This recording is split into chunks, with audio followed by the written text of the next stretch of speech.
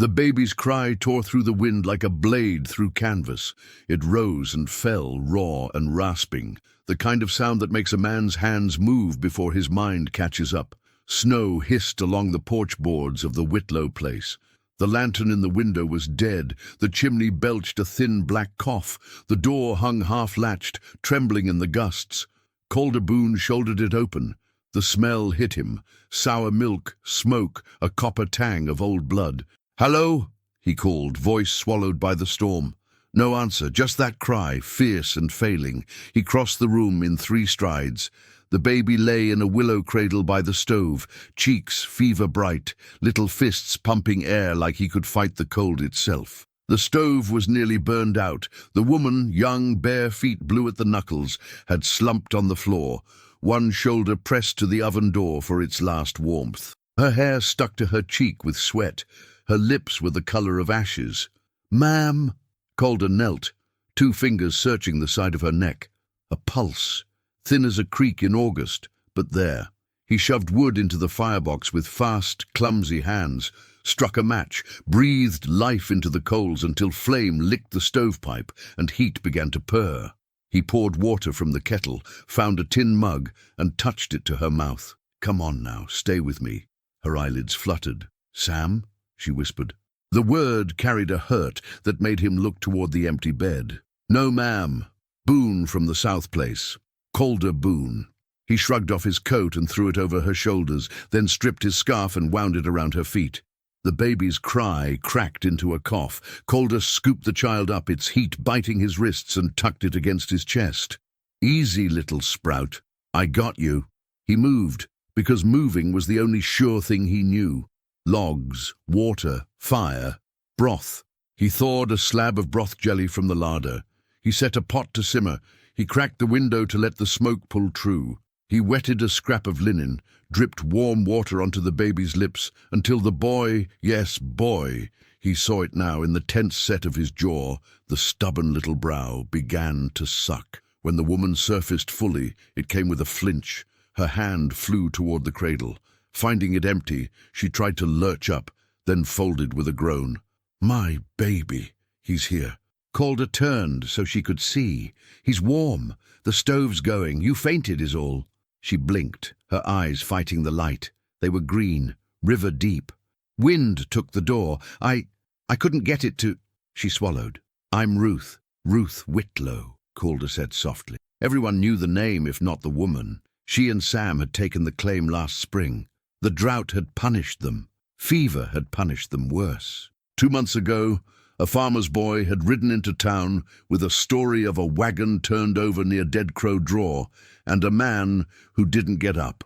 Ruth's gaze snagged on the bed. A slow, stubborn breath left her. "He didn't come back," she said, as if Calder had asked. "He never does." He let the words sit. The fire crowded the stove sides with orange. He ladled thin broth into the mug and slipped an arm behind her shoulders, lifting her. Careful, careful, as he brought it to her mouth. Sip. She obeyed, some animal instinct stronger than shame. On the second swallow, her jaw trembled. The baby's fist found Calder's shirt and tugged, small as a birdfoot. He looked down, and the tiny, frantic mouth, rooting, froze him still. He shifted, fumbled, then laughed once at himself, low and breathless, hungry as a calf. Ruth's eyes fell.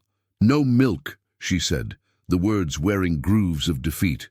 "Not since yesterday." "I'll fetch the goat," Calder answered before he could think about how it sounded. "My nanny's heavy with it. She'll feed him fine until you're strong." He wrapped the baby tighter in his coat. "I'm heading now. Doors bolted, pots on. If you can't keep your eyes open, don't. I'll be right back." She caught his sleeve. Her grip had no strength but all the fear in the world. "Please, don't let him cry himself empty." He nodded once. "He won't." The wind grabbed him the second he stepped outside, ice needles raking his cheeks. He pushed his hat down, hunched into the squall, and trudged the quarter-mile to his barn, where the nanny goat bawled her opinion of the weather. He coaxed her, cursed her, bribed her with oats, and got her moving. Back through the white churn, rope in one hand, the other cradling the makeshift bottle he'd stuffed into his coat pocket. Inside the Whitlow cabin, the heat had made a tentative stand. Ruth slept, lashes stuck to her skin with tears that had frozen and thawed and frozen again. Calder found the patience in him he usually saved for skittish horses. He milked. He warmed the milk. He fed the baby in small, stubborn sips. He cleaned the hearth. He wedged the door, hammered a nail through the latch. He noticed the bare shelf, the empty flour sack folded like a flag. By afternoon, the wind had fallen into mutters. Ruth stirred. The baby slept against Calder's chest, breath feathering the wool. She watched them, a stranger holding her whole world, and a sound came out of her that was not a sob and not a laugh, but something with both in it. "He'll take to you," she murmured. "He's easy with kind hands." "I don't know much about babies," Calder said, truth dragging like a boot, "but I know about hunger, and stubborn." A shadow crossed the window, not a cloud, a shape that moved like a man on horseback. Calder's neck tightened. A second shape joined the first. The door creaked under the new weight of silence. Bootsteps ground in the snow outside. A knuckle rapped, slow and polite as a snake. A voice came through the boards, cheerful like a salesman's. "Afternoon, Mrs. Whitlow, Mr. Carr from the bank. I brought a friend from the marshal's office to help tally the property. Best we come in out of this cold." Calder's hand found the poker. He didn't know soldiers were already searching for her. The days after that came like brittle glass, beautiful under sunlight, always one wrong move from breaking. Calder made himself small, a shadow in a house that didn't belong to him, showing up at dawn with wood, leaving at dusk with empty pails. He mended the cradle rocker with rawhide. He stretched a new line for drying cloth. He took to carrying the baby. Simon, Ruth told him finally, after he'd called the little man Sprout for a week, around the room in circles so evenly paced that the boy would fall asleep with his cheek against Calder's collarbone and drool a little wet star there. Sometimes Ruth woke before the baby and watched those circles with a look Calder couldn't read. It lived somewhere between gratitude and the grief of watching a stranger explain tenderness to your home. She let him be near, though. The first time he reached for Simon without asking, she only took a breath and nodded. The second time, she pressed a biscuit into Calder's palm instead of a thank you, as if kindness were a bartered thing here and not a miracle. Winter softened. The cottonwoods shook out their fists and turned them into pale, sticky leaves. Ruth's color crept back, as if the hearth's glow had climbed into her face. She started walking the fence line in his coat, the hem dragging. "Your coat smells like sage," she said once, as if that were permission. "It smells like work," Calder answered, and she snorted, an almost laugh. Trust is a thing with many small handles. He did not talk about himself. He did not ask her to talk about herself. He showed up and he stayed, and each time the baby howled in that way that meant, "I'm scared, not hungry." Calder handed Simon back and stepped aside, watching how she soothed him. "You hum low," he said, "like a wheel turning slow."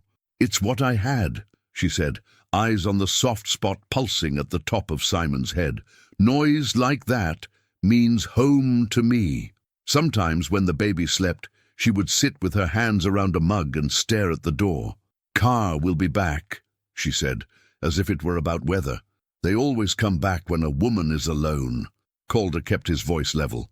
"You're not alone." She glanced up. The look she gave him said that maybe that was the thing she was afraid of. He cut boards in his shed and carried them under a tarp across the white flats to fix the Whitlow door proper. He drove the nails slow so the baby would not startle. Ruth watched him with her chin propped on her fist. "You do that like you've been fixing the same door your whole life." "Got good at coming second," he said. "The wind wins most days." She turned that over, then nodded once. "Same." The threat arrived while the goat was asleep in the shade, and Simon had discovered his own toes and could not believe how rude and delicious they were. Calder heard them before he saw them, the clack of spurs that wanted to be heard. He stepped into the yard, blinking in the light, and saw two men and a boy ride up with neat hats and neat smiles. Mr. Carr, lips thin, eyes thinner, a deputy with a badge that looked like it had never been rained on, and the boy with rope-burned hands that said he worked harder than his elders. "Mr. Boone," Carr called, syrup sweet. "Helping the widow again, are we? County's grateful. Help's worth more when it arrives empty-handed," Calder said, easy as a man leaning on a fence. Carr's smile ticked. "I'm here for paper only. Taxes in arrears, deed irregularities, small things. Marshal Hine here will see everything is fair." "Fair," Hine echoed, like he'd learned it from a reading primer. Ruth came to the doorway, Simon bright against her shoulder. Her face changed when she saw the badge. She didn't step back. She did not set her gaze on Calder for rescue. She swallowed and set her jaw the way men do when they decide they'll hold the gate until their friends can get there. "What paper?" she asked. Carr spread his hands to show he carried nothing. "The ones that say what's yours is ours now. Temporary, of course, until a man is assigned to—" "No," Calder said. He felt the choice rise through him like heat rises from a fire, inevitable once it starts. "You'll ride back to town and bring the circuit judge if you mean to take a woman's roof. You know he visits second Saturday." Carr's teeth showed. "You don't want to put the judge's eyes on this, Boone." "Maybe I do," Calder said. "Maybe I want every ear in that room to hear what you're calling fair." The deputy's horse snorted, chewed its bit. The boy looked at the ground, thumb worrying a callus until it bled. Carr's tone cooled. "You're not her kin." "No," Calder said, and took one long step, so he stood between Carr's horse and the doorway. "Today, I'm the man who answers." Carr held his stare for a count of 10 that felt like a count of 100. Then he tipped his hat as if this were all a card game he'd lost by a whisker. "Second Saturday, then," he said. "We'll bring all the paper." When they were specks on the ridge, Ruth let out the breath she'd hidden behind her tongue. "You shouldn't have done that." "I know." Calder rubbed the bridge of his nose. "I'll do it again." That night, with Simon, a small furnace between them, the cabin settled into the kind of quiet that has questions stapled to it. Ruth set the kettle on. "They'll come meaner next time," he shrugged. "Me too." She stood there for a long time. "Calder, why are you doing this?" He had been preparing a lie for weeks. It had the shape of kindness and the flavor of cowardice. He did not reach for it now. He reached for the truth, like a man reaches for a thorn and pulls it out, knowing it will bleed either way.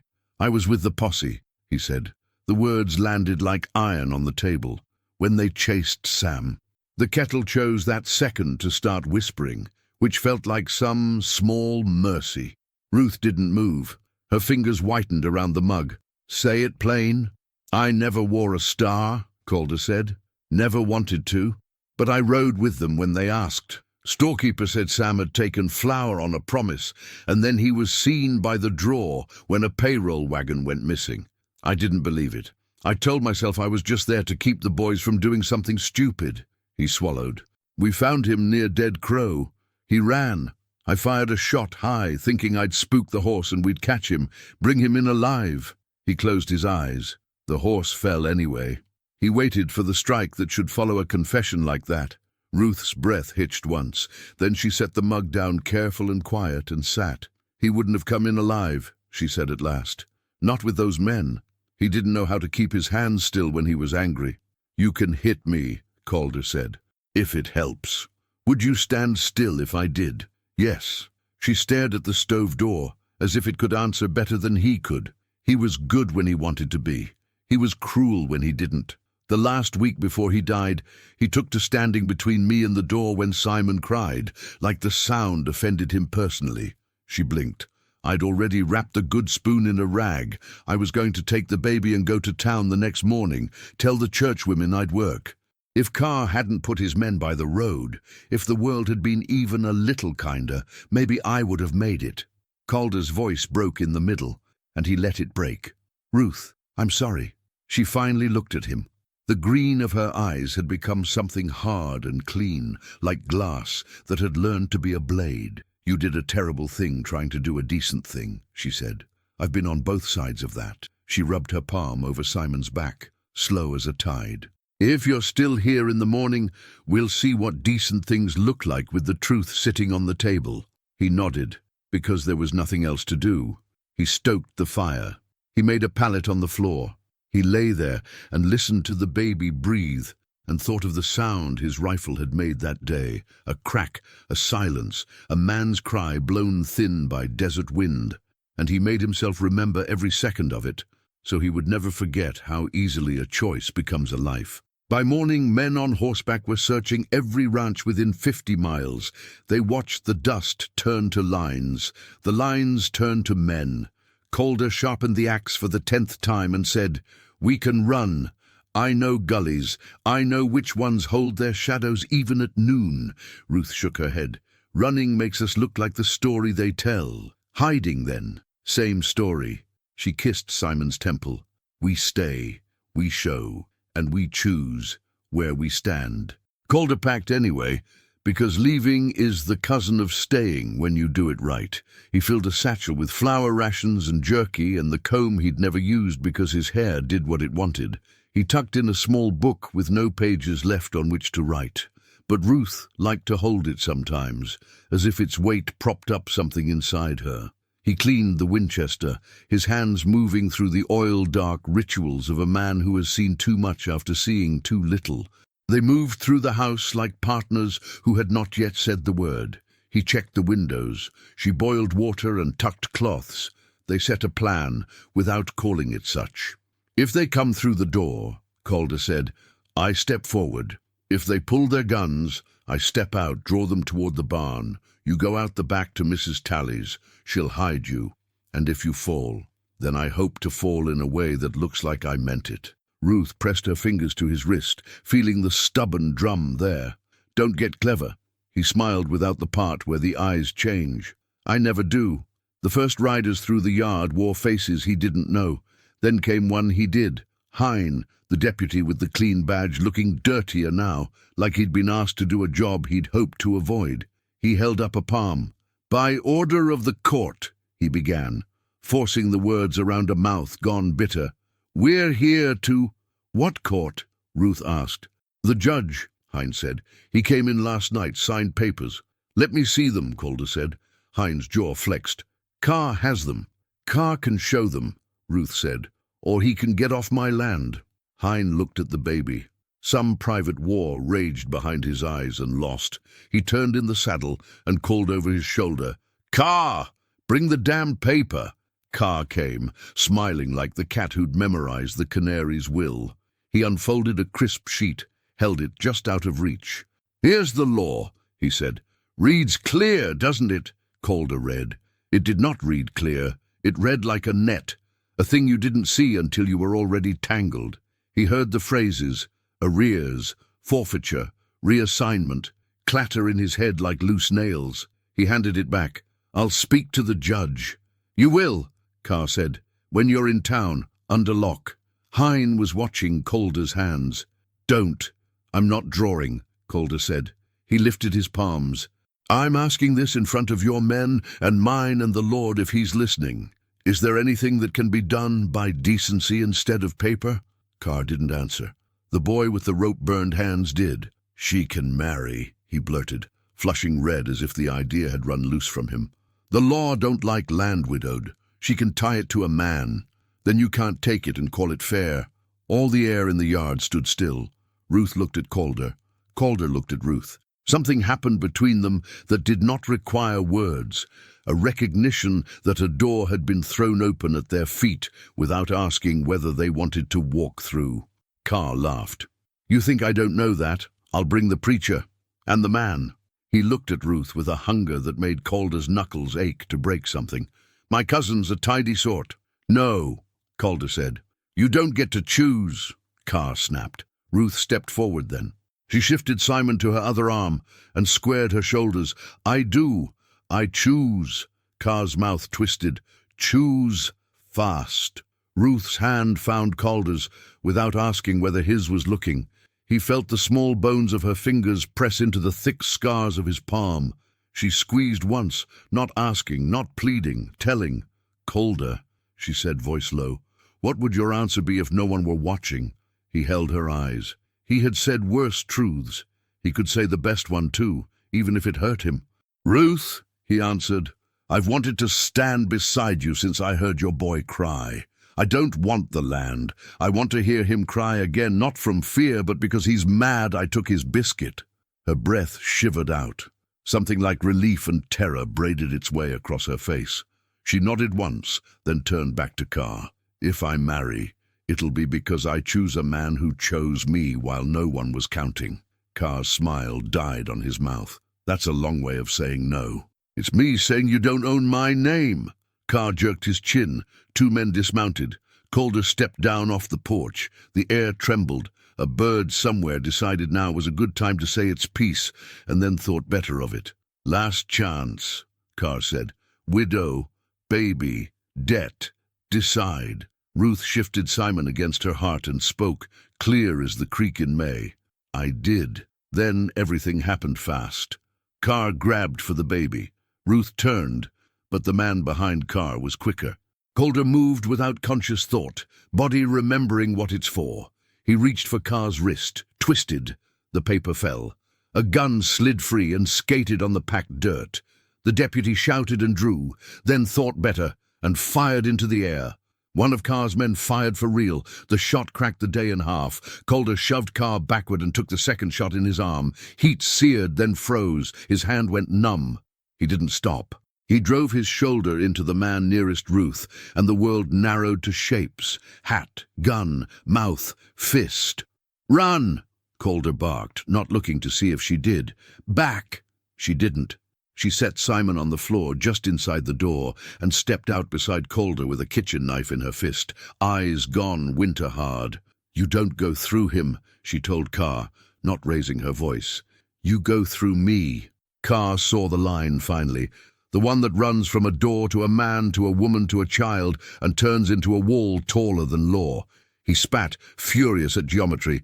"Enough! Hein, arrest him." Hein didn't move. "For what? Standing? Bleeding? Interference," Carr hissed. "Assault." Hein looked at Ruth, at the knife that didn't tremble, at the baby who had decided now was a wonderful time to announce that life itself was an outrage. "I didn't see an assault," Hein said. "I saw a man keep another man from snatching a child." "Coward," Carr said. "Clark," Hein corrected. "You brought paper to a hearth and called it courage." Carr's face went purple. "You'll regret this." "I regret a dozen things before breakfast most days," Hein said mildly. "This won't be one." The boy with rope burns slid off his horse and picked up the fallen paper. He handed it to Carr without meeting his eye. "You should go." Carr yanked his reins, turned, and thundered out with his two men snapping behind like bad ideas that always toddle after the worst one. Hein stayed. He looked at Ruth. "If you're going to marry, do it for the right reasons. If you're not, tell me, and I'll find a way to make the paper wait." Ruth's knife lowered. She looked at Calder's sleeve, black with blood. "I'll marry," she said, and then the breath she took afterward made her voice shake. "But not because of your paper."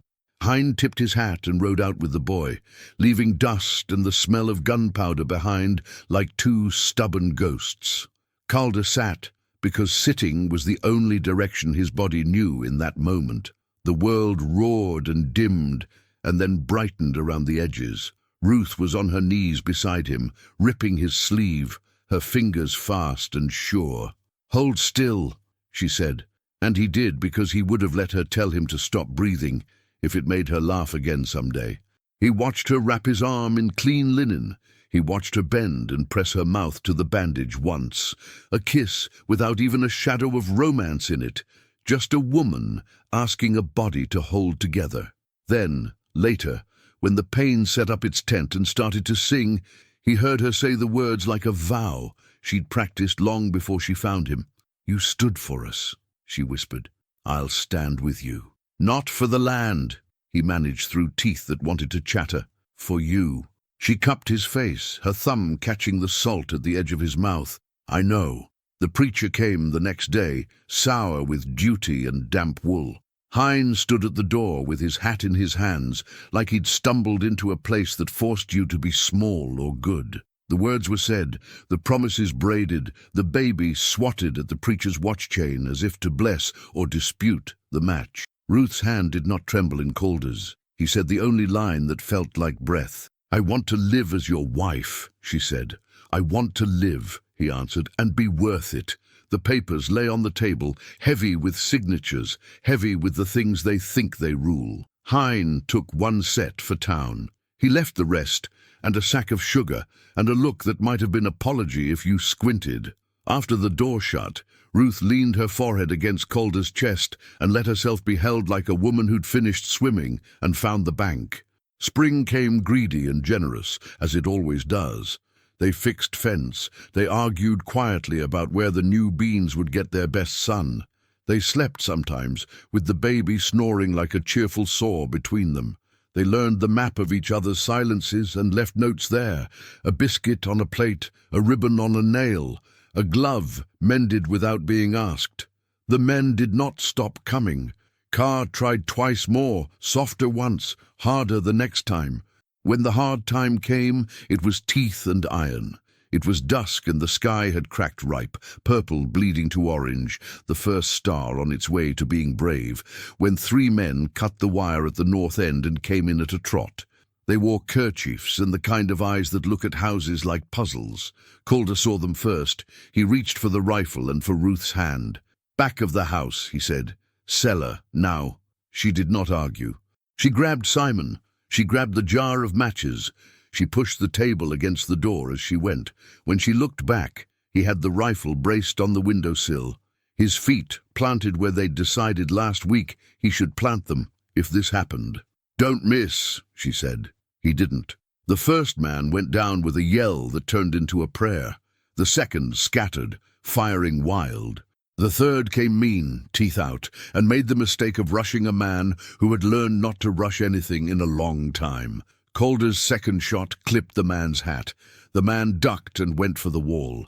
Calder felt heat along his ribs, sharp as a memorized mistake. He breathed, lined the sight again, and then the door gave way with a sound like a rib breaking. They came in. Small room, short distances, loud. The baby started to cry in the cellar, and Ruth put her hand over his mouth, not hard, just enough to ask him to be a secret. Calder backed toward the trapdoor even as he fought. A fist found his wound, and the world flashed white. He tasted iron. He swung the butt of the rifle and felt it meet bone. "Ruth!" he called, because saying her name made him strong. "Hatch!" The trapdoor opened a hand's breadth. Her eyes found his. The air thinned until there was only that line again, from him to her to the child, and he knew which direction he'd travel if it broke. "Take him," he said, voice thick. "If I don't come, you go. You go, and you do not look back." "I will not leave you," she said. "I have to be the door," he said, and he meant it, as a man means a thing he was born for. She reached up, caught his sleeve, and pulled his face down into the dark between house and earth. She kissed him. It was not gentle, it was not pretty, it was a brand. "We live together or not at all," she whispered. "Do you hear me?" The third man slashed. Calder turned in time to take the cut along the meat of his shoulder instead of the throat. He stumbled, used the stumble, drove the man into the edge of the table. Something in the man's spine sang a terrible note. He went limp. The second man, the one who shot wild, saw the math change and bolted for the yard. Calder dragged in a breath that sounded like a torn sack and went after him. Outside, the dusk made strangers of them all, but a man running with guilt makes a lot of noise. "Stop!" Hein's voice came from the gate. He'd ridden up with 2 volunteers, the boy with the rope burns among them. The boy fired a warning into the air that put the night on notice. The runner dropped his gun and fell to his knees like a man whose prayers had shown up late, but in a hurry. The yard filled with shouting that meant survival. Calder leaned against the post and let his bones remember how to hold him. Ruth came up out of the cellar with Simon squalling and pressed them both against Calder like she could push them back inside his skin. "I told you," she said against his shirt. "We live." He laughed, which hurt. "Yes, ma'am." Hein took statements like a man writing down a story he didn't think anyone would believe. The men were carted off to a cell and whatever counted as justice. The boy with rope burns handed Calder a folded scrap. "This is the name of a lawyer who owes my aunt a favor," he muttered, embarrassed by his own care. "If Carr tries paper again." "Thank you," Ruth said. The boy scratched the back of his neck. "My ma made the same sound your baby did when I was little," he said to no one in particular. "It's a sound a man should run toward, not away from." They slept on the floor in a pile of blankets that night, like animals who had won winter. In the dark, Ruth traced the ridges of Calder's knuckles. "You risked your life," she whispered. "It isn't worth more than yours." "That's not how worth works," she said, and he could feel her smile. "But I take your meaning." A year later, the house had a new window that caught the morning and sliced it into soft pieces. A cradle hung on leather straps so it would sway even when no one was touching it. The beans failed once, then learned from their mistake.